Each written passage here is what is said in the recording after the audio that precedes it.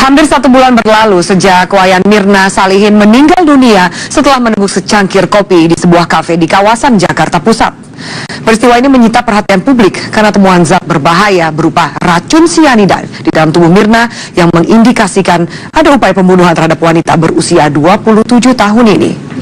Polda Metro Jaya telah melakukan segala cara untuk menemukan jejak sianida yang telah membunuh Mirna. Sudah sebulan lamanya pelaku pembunuh Wayan Mirna Salihin yang diduga diracun menjadi misteri.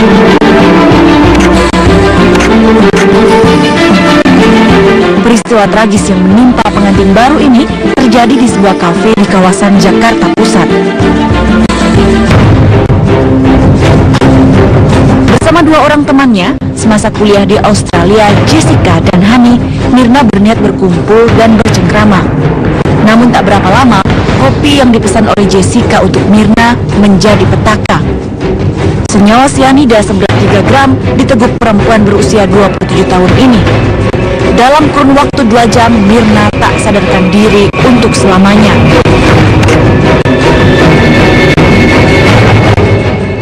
Pasca kejadian, pemeriksaan intensif yang ditangani Polda Metro Jaya terus dilakukan.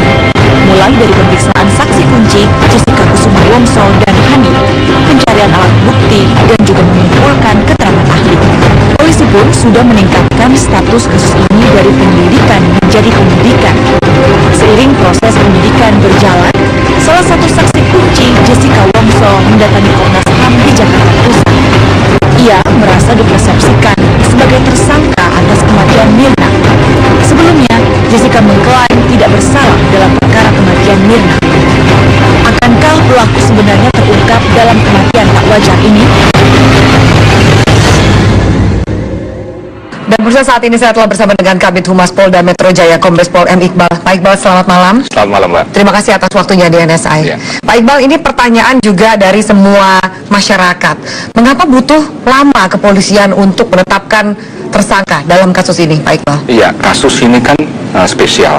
Kita ingin melakukan penyelidikannya tahap demi tahap dengan mengusung scientific investigation. Jadi ketika nanti due process of law jalan, di pengadilan tidak terbantahkan. Banyak kasus-kasus seperti ini dibantah oleh pengadilan. Ada yang bebas murni dan lain-lain. Maka dari itu, belajar dari case seperti itu, kita ingin betul-betul ya semua yang kita periksa, semua yang kita investigasi ilmiah sehingga tidak terbantahkan. Bagaimana dengan keterangan saksi-saksi yang berhasil dikumpulkan? Ya, semua saksi, sudah belasan saksi dari semua saksi yang ada di tempat kejadian perkara, saksi-saksi teman-teman korban, keluarga, dan semua saksi sudah kita periksa. Bahkan lebih dari 8 saksi ahli kita periksa. Ada saksi ahli forensik kepolisian, kedokteran, psikologi forensik, terus juga puslapfor Mabes Polri, terus sampai dengan hukum ahli pidana kita periksa. Artinya apa? Artinya kami ingin betul-betul komprehensif untuk mengungkap kasus ini secara terang benderang. Dan menutup celah adanya kesalahan. Yes, itu dia. Baik, Pak Iqbal, untuk juga melanjutkan dan bisa menjadi bahan untuk diskusi kita selanjutnya, saya akan mengajak Pak Iqbal dan juga pemirsa untuk melihat tayangan berikut ini. Kalau ada tuduhan bahwa kamu memberikan sianida ke dalam minuman Mirna, apakah itu benar? Tidak benar, saya tidak menaruh apa-apa di kopinya Mirna. Saya benar-benar tidak menaruh apa-apa ya. Alasan saya itu kalau emang banyak kecurigaan itu emang terjadinya begitu, saya nggak tutupin. Saya emang mau datang duluan, soalnya kita mau menghindari 3-in-1 kan. Saya jalannya dari Sunter, terus di rumah cuma ada saya sama bapak saya hari itu. Lalu kenapa saya pesan duluan itu karena kita udah ngomong di grup chat yang di WA kalau si Mirna itu sukanya kopi itu. Iya, baik, itu adalah statement atau sanggahan dari Jessica yang selama ini menjadi juga pusat perhatian karena berada bersama temannya Hani dalam kejadian seperti itu. Tanggapan Anda, Pak, mendengar statement itu? Wajar-wajar saja, karena yang bersangkutan tidak merasa wajar. Tugas kami adalah membuktikan siapa sebenarnya yang melakukan perbuatan jahat ini. Kami sudah mengumpulkan semua alat bukti, namanya itu bahasa hukum acara pidana. Alat bukti itu keterangan saksi ahli, petunjuk dan surat dokumen sudah kami analisa semua. Dokumen, petunjuk, misalnya CCTV dan sebagainya. Bahkan CCTV itu dianalisa oleh ahli IT, dan Pak Krisna sebagai leading sektor proses penyelidikan dan penyidikan ini sudah membentuk sub-sub tim. Jadi ada yang menganalisa CCTV, ada yang menganalisa proses otopsi, ada yang menganalisa keterangan-keterangan, ada yang menganalisa semua dokumen-dokumen yang ada. Sehingga nanti konsolidasi setiap hari akan dilakukan untuk mensinkronkan semua yang didapat dengan fakta yang terjadi. Baik Bang, mengapa kemudian penyelidikan ini sampai ke negara tetangga di Australia? Untuk tujuan apa? Begini, jadi teknik penyelidikan ini kita sandingkan dulu dugaan A, dugaan B, dugaan C sampai dugaan Z. Motif A, motif B sampai motif Z. Nah, sehingga di beberapa dugaan dan motif itu kami harus melakukan searching. Oh ya, polisi Australia kan ada saksi yang bekerja di sana dan tinggal di sana. Kami akan mempelajari background profilnya, begitu ya, track recordnya dan lain-lain. Begitu. Semua, kenapa Pak saksi Jessica ini lebih banyak dieksplor dibanding dengan saksi Yani? Ya, penyidik tentunya mempunyai taktik ya, teknis, karena ada beberapa yang harus kami dalami. Ada petunjuk-petunjuk yang mengarah ke sana. Mengapa saksi tersebut datang duluan? Baik, Pak Iqbal, kita akan lanjutkan sesaat lagi. Pemirsa, kopi yang Mirna minum saat bertemu dengan dua temannya di sebuah kafe membuat Mirna langsung lemah, tidak berdaya, hingga akhirnya tidak sadarkan diri untuk selamanya. Hasil pemeriksaan secangkir kopi yang diminum Mirna diketahui mengandung 3 gram zat sianida yang sangat beracun. Dosis ini sangat mematikan, cukup untuk membunuh sekitar 5 orang. Sesaat lagi kami akan mengulas mengapa zat sianida yang biasa dipakai di industri pertambangan masih bisa diperoleh oleh masyarakat umum. Tewasnya Wayan Mirna Salihin akibat keracunan zat sianida menimbulkan pertanyaan. Apakah sianida mudah didapatkan? Tim NSI menjelajahi sejumlah toko bahan kimia di penjuru Jakarta untuk mengetahui keberadaan zat kimia mematikan itu di pasaran.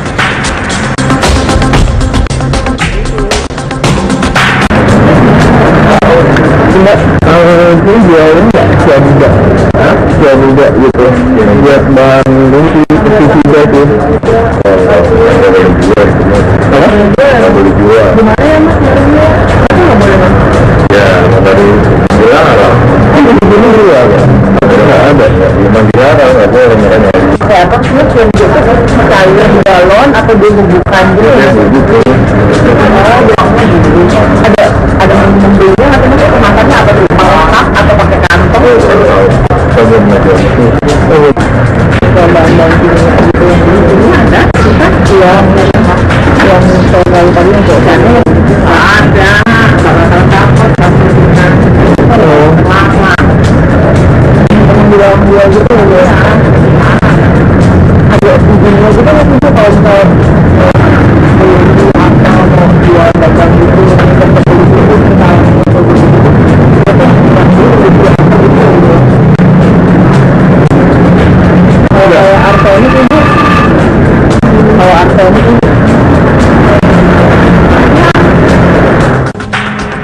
Penelusuran tim NSI mencari sianida nihil.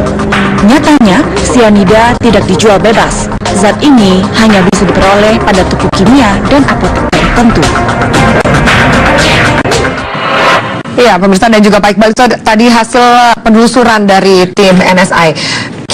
Kami mencoba mencari apakah memang mudah didapat oleh masyarakat sianida atau bahkan juga banyak di kasus pembunuhan menggunakan arsenik. Ternyata sulit. Memang barang ini sangat eksklusif ya, tidak sembarangan orang bisa melakukan pembelian. Ya, betul. Zat itu sangat berbahaya.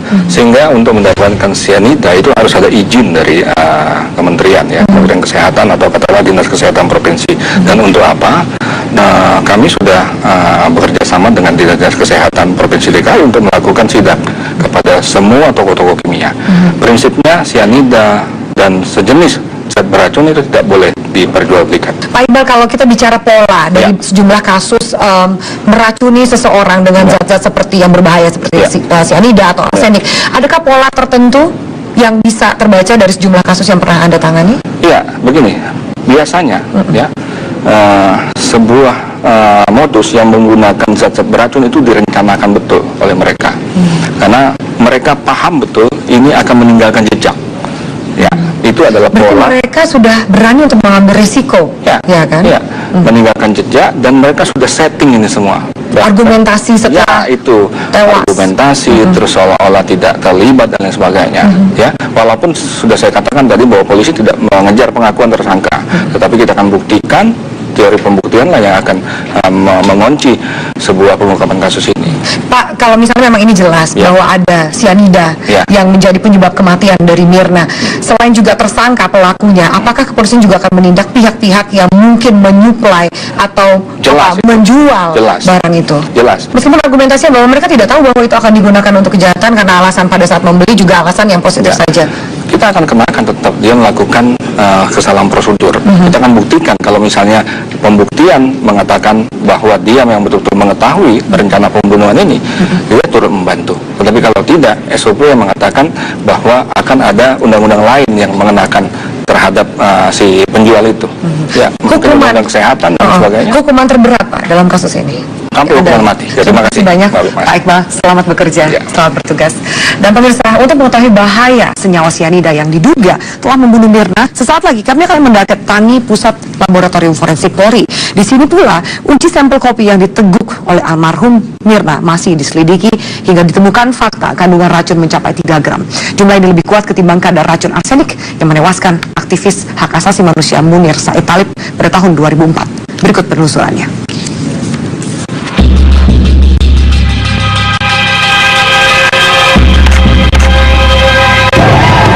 Disinilah kasus kematian tidak wajar Wayan Mirna menemukan titik terang. Salah satu barang bukti yang didapat selama proses penyidikan mengungkap penyebab tewasnya Mirna. Kita mengungkap fakta yang ditemukan di lapangan. Beberapa contoh kasus yang lagi tren sekarang, kasus sianida itu, hasil pemeriksaan ataupun barang bukti yang dikirim oleh Polda Metro Jaya, penyidik Polda Metro Jaya, itu kami periksa di laboratorium kami. Barang bukti yang dikirimkan dari Polda Metro Jaya, penyidik Polda Metro Jaya, diantaranya sisa kopi yang ada di cangkir, kemudian yang ada di dalam botol. Kita pemeriksaan dengan alat yang kami miliki, ditemukan kandungan sianida di dalamnya. Nanti lebih teknis, ahli saya akan menyampaikan itu. Di ruangan ini, metode tes kimia terhadap sampel kopi diuji. Baik kopi sisa minuman Mirna dan cairan kopi pembanding dari restoran yang sama. Ya, ini khusus untuk pemeriksaan ion sianida. Ya, khusus untuk sianida yang terkait dengan penggunaan namanya peralatan ultraviolet visible spectrophotometer. Dia di dalam air sangat baik, larut baik dalam air. Larut baik dalam air. Larut baik dalam air, sangat baik. Jadi kemudian larutannya itu bersifat sangat basah, korosif. Makanya tadi dengan terhadap barang bukti juga kita lakukan pengukuran pH tadi. Jadi pH tadi itu, pH larutan kopi itu memang mendekati 13. Jadi hampir. Jadi kalau ukuran pH itu paling tinggi kan 14, ini sudah 13. Dengan peralatan khusus, kadar kandungan zat kimia berbahaya terdeteksi. Kami simpulkan bahwa yang ada di dalam kopi itu adalah natrium sianida. Kira-kira kita bisa perkirakan satu kali sedotan itu ya mungkin sekitar 20 mili. Ya. Jadi gejala-gejala klinis keracunan sianid ini seperti sakit kepala, pusing, kemudian tidak bertenaga, loyo gitu, kemudian mungkin juga muntah, ya, kemudian sesak napas pasti, kemudian bisa terjadi kejang-kejang, ya, dan akhirnya terjadi loss of consciousness atau kehilangan kesadaran dan juga berakibat fatal, mati. Teka-teki meninggalnya Wayan Mirna menyisakan banyak tanya. Mengapa pelaku tega memasukkan zat korosif hingga kematian Mirna begitu tragis? Para ahli forensik angkat bicara dengan memberikan analisa atas setiap bukti dan juga keterangan saksi. Dari beberapa alat bukti dan keterangan saksi kunci yang sudah dipegang polisi, peristiwa kematian tidak wajar Mirna akhirnya menemukan titik terang. Saat ini saya telah bersama dengan ahli forensik lie detector yang akan menganalisa emosi dan juga gerak-gerik orang yang diduga terlibat dalam kasus pembunuhan Mirna. Selamat malam, Mas Handoko. Selamat malam, Mbak. Kita akan lihat, karena kami juga punya cuplikan statement dari Jessica. Mungkin juga Anda bisa analisa, Anda gabung dengan data-data dan fakta yang Anda punya dari sejumlah sumber ini. Baik pemirsa, kita ikuti statement dari Jessica berikut ini. Jessica, bisa dijelaskan kalau ada tuduhan bahwa kamu memberikan cyanida ke dalam minuman Mirna, apakah itu benar? Tidak benar, saya tidak menaruh apa-apa di kopinya Mirna. Saya benar-benar tidak menaruh apa-apa ya. Ya, itu dia tadi adalah pernyataan dan juga sanggahan dari Jessica. Mas Handoko, apa yang Anda bisa lihat? Ya, di dalam sanggahan tadi ada dua kalimat. Kalimat yang pertama dengan lancar bisa diucapkan. Kalimat kedua tidak lancar. Jadi ada penggalan kata antara saya, kemudian kata tidak menaruh apa-apa dalam barang tersebut. Antara saya dan tidak itu ada saya, kemudian jedah kata, kemudian geleng-geleng kepala. Saya tidak menaruh apa-apa di kopinya Mirna. Saya benar-benar tidak menaruh apa-apa ya. Saya menganalisa di bagian jedah kata tersebut, di mana muncul ekspresi seperti ini. Ekspresi yang bisa kita lihat adalah ekspresi yang senyum. Senyum. Kita bisa melihat di tiga ini ya, di tiga ini khususnya. Saat itu Jessica menunduk ke bawah dan kita bisa lihat bibirnya, bentuk bibirnya seperti orang yang sedang tersenyum. Ya. Senyum ini bisa dikategorikan ke dalam senyum puas atau senyum duping delight atau senyum yang typically menyek. Oke, saya akan lihat bahwa nih Anda sudah memberikan kode-kode dari raut wajah dan tarikan-tarikan secara visual ini. Apa ini artinya? Oke, yang pertama saya ingin jelaskan bahwa ekspresi wajah adalah ekspresi yang paling bisa dipercaya untuk kita menganalisa kejujuran ataupun kebohongan seseorang. Itu berdasarkan riset sejak tahun 1970-an sampai sekarang. Dan di antara semua analisa yang ada yang disebut analisa facial expression atau ekspresi wajah mikro. Dan ini yang saya pergunakan adalah facial action coding system atau yang disebut sistem taksonomi wajah. Jadi kita mengkodekan wajah berdasarkan otot-otot wajah. Jadi scientific.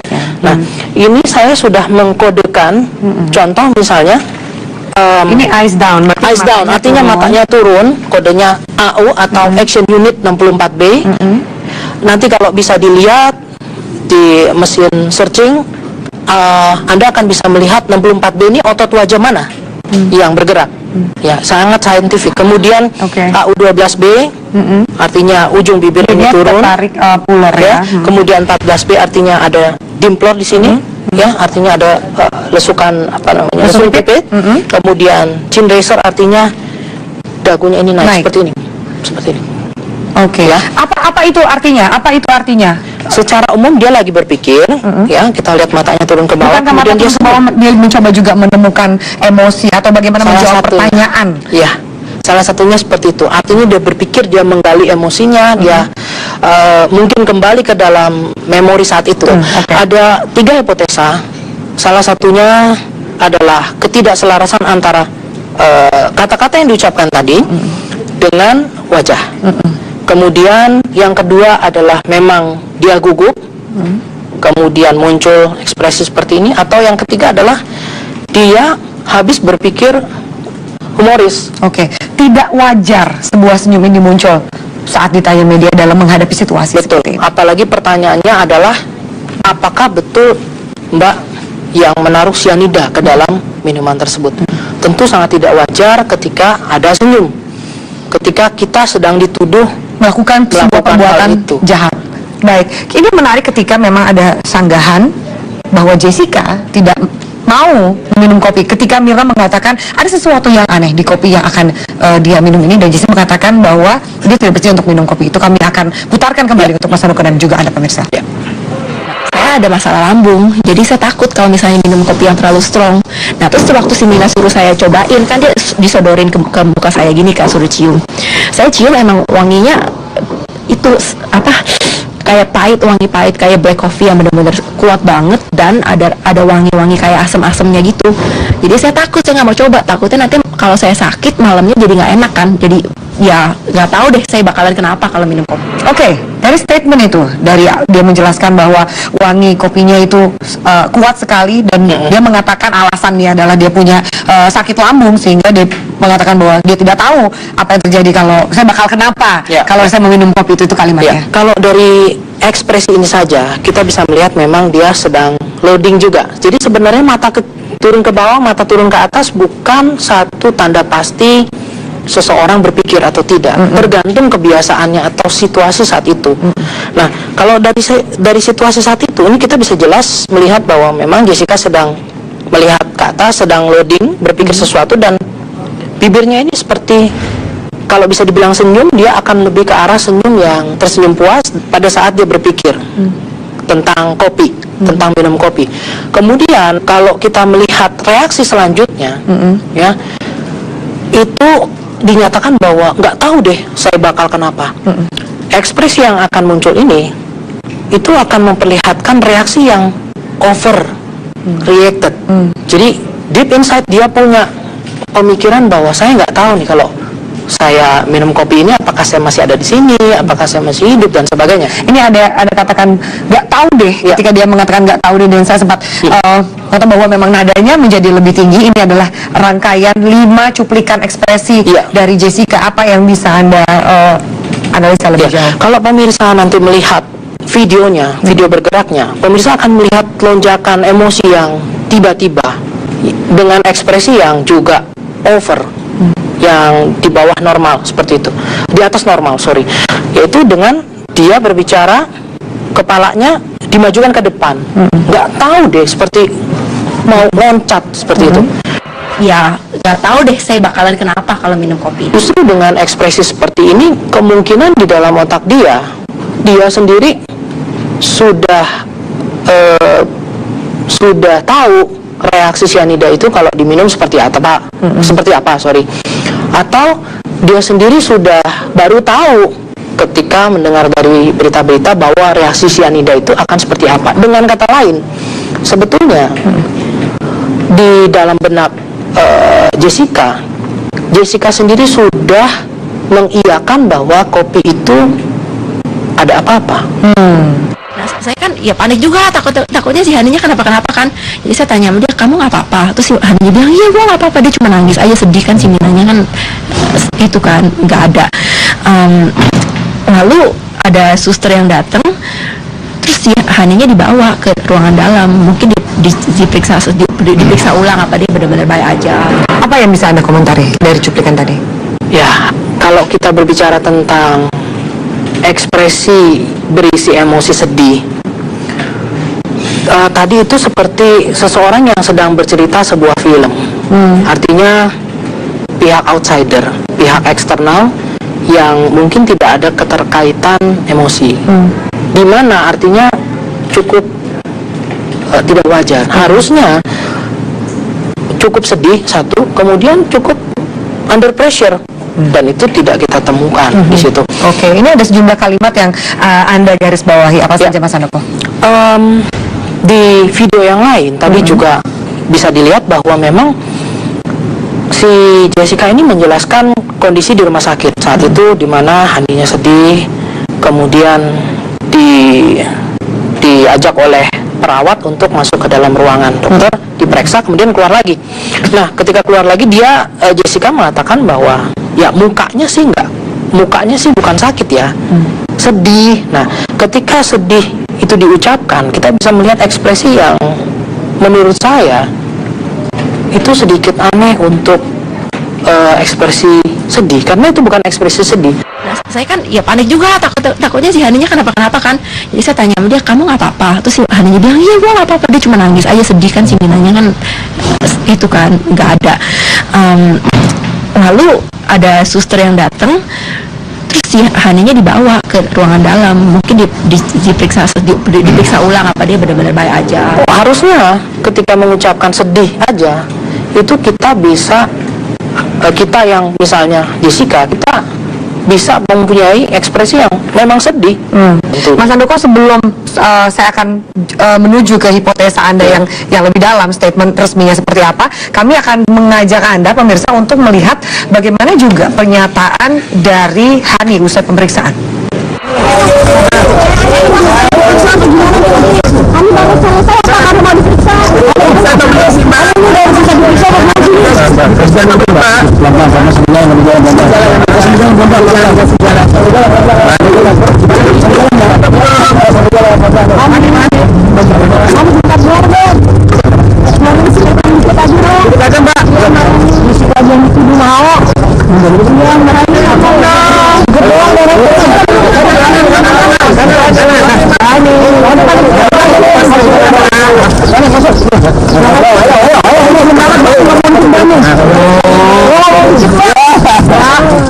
Oke, kalau kita lihat Jessica yang begitu mudah diakses oleh media, mau diwawancara, ini Hani melakukan sebuah reaksi atau respon yang berbeda. Dia menutup wajahnya dengan rambut dan sama sekali tidak mengeluarkan perkataan apapun. Ya, ekspresi ini tentunya punya dua hipotesa juga. Satu adalah ekspresi yang memang dia pelakunya, artinya dia menyesal dan sebagainya, dia ketahuan, dia sedih dan sebagainya.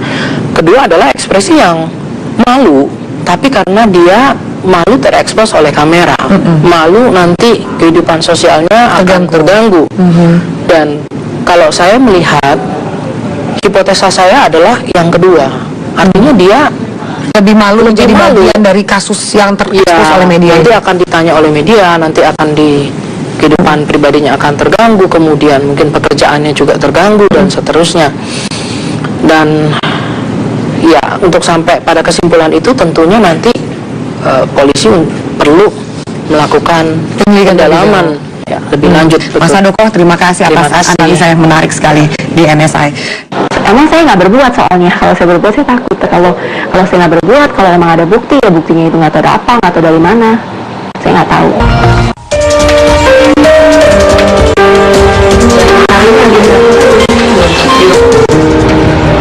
Jadi kamu apa kabar? Ya baik.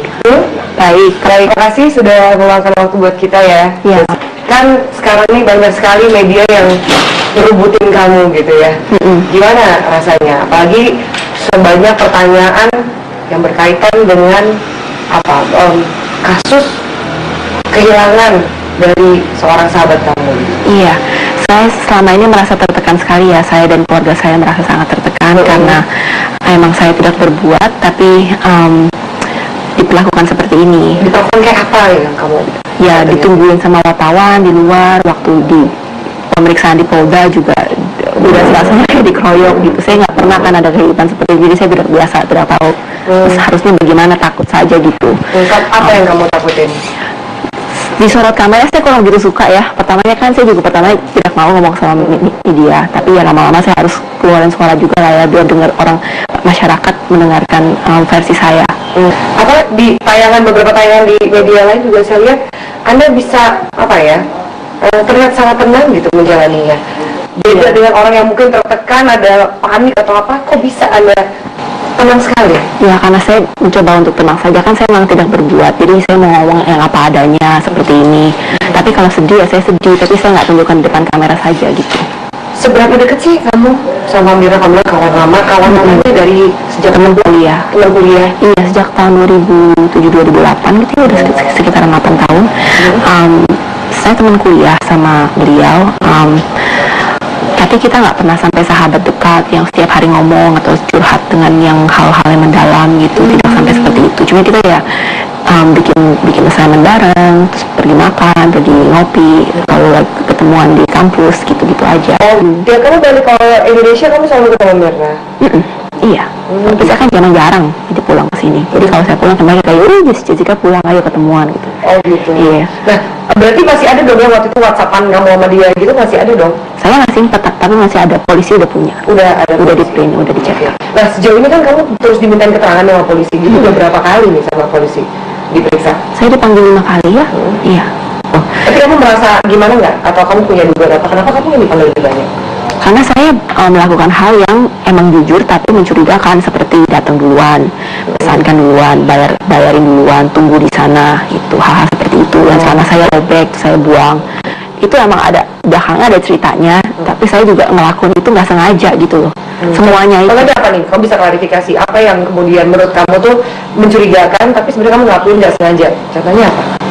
Datang pagian, kan rencananya janjiannya sekitar jam 5. Cuman kan hari ini waktu di sini waktu cuma ada ayah saya doang ya, jadi ibu saya masih nggak ada di rumah lah.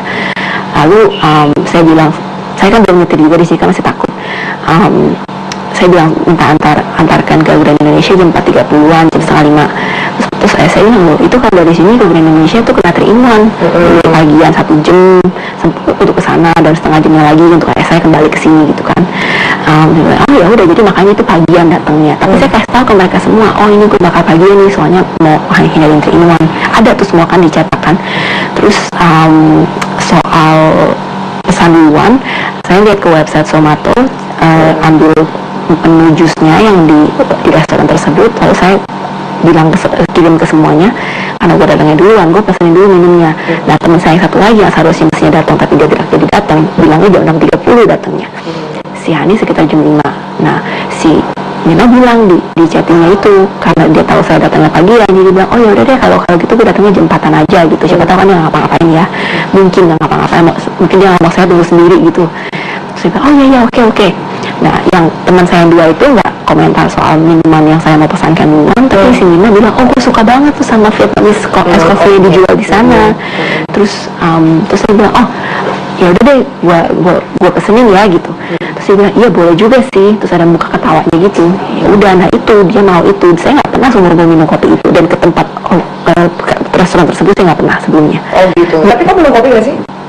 Minum, tapi cuma di pagi hari doang. Oh pagi. Itu udah sore kan, udah jam makan malam, mau makan malam. Oh gitu. Sejauh ini kontekan nggak kamu nih sama Hani sebagai dua orang saksi di sebuah kejadian di mana teman kamu meninggal depan mata kamu? Tidak sama sekali. Enggak sama sekali nggak kontakan. Kenapa nggak kontakan sama Hani? Loh, mereka si Hani yang cuekin saya. Kamu melakukan usaha untuk berkomunikasi sama dia? Kayak apa usaha? Telepon, ketemu atau apa? Saya coba telepon, nggak diangkat. Terus saya coba message di WA ya, saya tanyain. Kan waktu itu dia kan lagi cerita di rumah duka kan. Hari sesudah kejadian, Hani masih kirim pesan ke saya, kasih tahu rumah dukanya di sini nih gitu. Pemakamannya di sini gitu. Udah segitu aja. Terus dia tanya, kamu datang nggak? Terus saya bilang, oh ya nggak hari ini gitu kan ya. Udah. Kenapa kamu nggak datang di hari? Saya stres aja, nggak mau keluar dulu. Ya. Lalu saya datang di hari berikutnya. Saya bertanya sama, kan itu pemakamannya kan berhari-hari, rumah dukanya. Pas saya mau datang, saya tanya lagi sama si Hani, udah aja gitu. Oh ya, lu datang hari ini, gue mau datang nih gitu. Pertanyaannya seperti itu aja, menyangkut dengan rumah duka gitu kan ya, mau ketemu lagi kan. Saya juga mau datang ke pemakamannya kan, kalau bisa ya barengan sama dia, soalnya kan jauh di Bogor. Tapi nggak ada jawaban sampai hari ini. Gitu. Dan kalian menyaksikan teman kalian meninggal depan mata kalian. Betul. Dari kafe sampai ke rumah sakit, kalian selalu bersama dengan Mirna kan? Apa nggak saling komunikasi untuk saling membantu menyiapkan kejadian apa, kronologis apa gitu?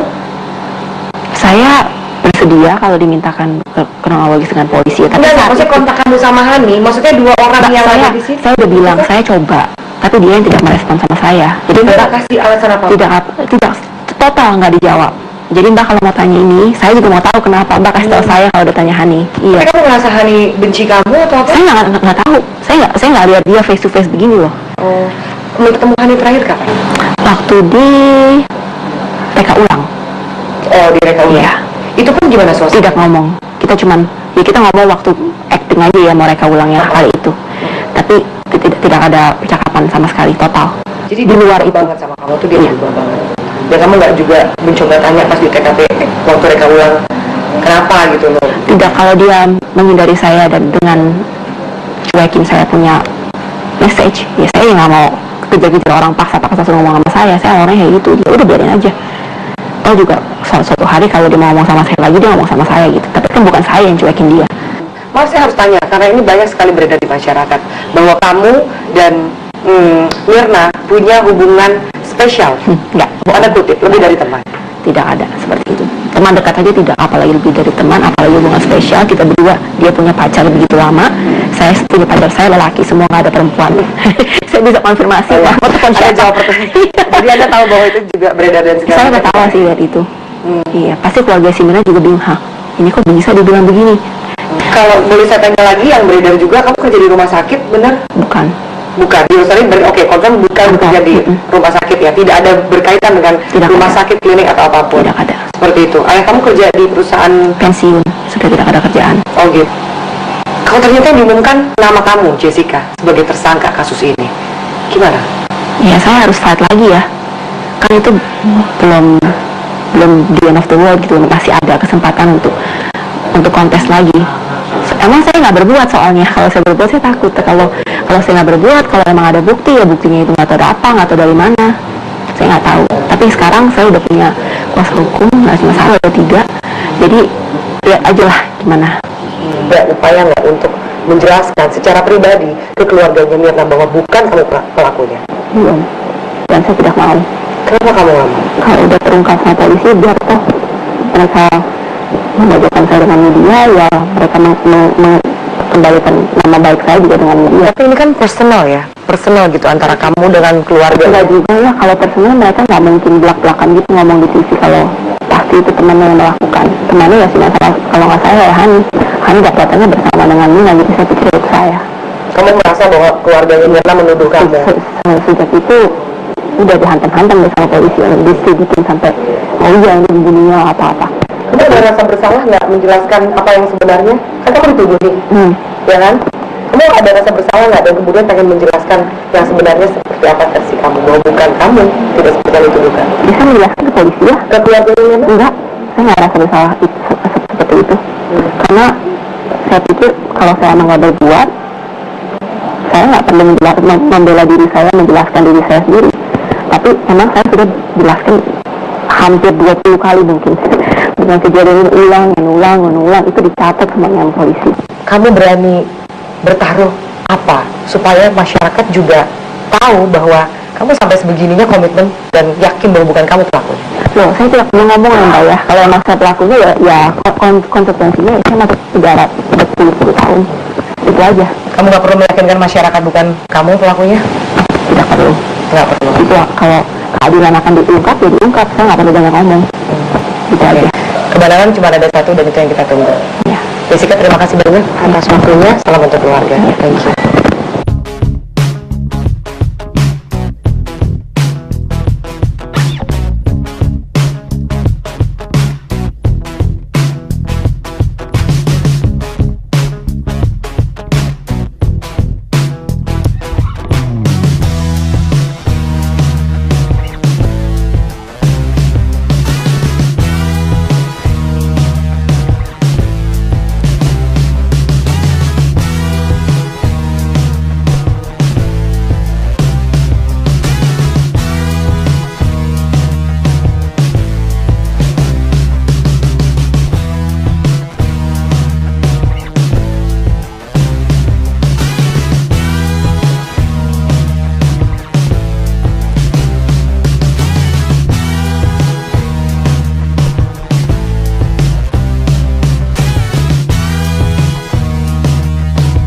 Direktorat Reserse Kriminal Umum malam ini telah menyelesaikan pemeriksaan terhadap saudari J, tersangka terhadap dugaan melakukan tindak pidana pasal 340 KUHP, perencanaan, pembunuhan berencana terhadap korban atas nama saudari Mirna yang terjadi pada tanggal 6 Januari 2016, dan dari hasil berita acara yang tadi dibuat dengan disandingkan dengan keterangan tadi, berita acaranya adalah berita acara sebagai tersangka yang bersangkutan didampingi 3 penasihat hukum, dan hasil berita acara tadi kami lakukan gelar perkara, kami sandingkan dengan keterangan sebelumnya dan kami sandingkan dengan alat-alat bukti yang lain, dan nyata-nyata kami menemukan ada ketidaksesuaian antara keterangan yang bersangkutan dengan fakta-fakta yang kami temukan dan alat bukti yang kami temukan. Maka malam ini sebagai tersangka dan berdasarkan peristiwa-peristiwa sebelumnya di mana kami mempunyai alasan subjektif, khawatiran melarikan diri, mengulangi perbuatan dan menghilangkan barang bukti, serta alasan objektif untuk unsur pasal gelar perkara yang mencukupi, maka malam ini terhadap saudari J itu dilakukan penahanan, itu mulai nanti dihitung ya, malam ini nanti pukul 22.30 pada tanggal 30 Januari 2016. Dan pemirsa, beragam analisa menyertai misteri kematian Mirna yang diduga meregang nyawa akibat minum kopi yang mengandung racun sianida. Perhatian publik begitu tinggi dan mereka menerka-nerka siapa pelaku pembunuhan ini. Apalagi membunuh orang dengan racun kimia seperti sianida pun sangat tidak lazim. Buktinya kasus Mirna lama baru terungkap karena jejak pelaku yang masih samar-samar. Namun jejak itu pasti terlihat serapi apapun ditutupi oleh sang pelaku.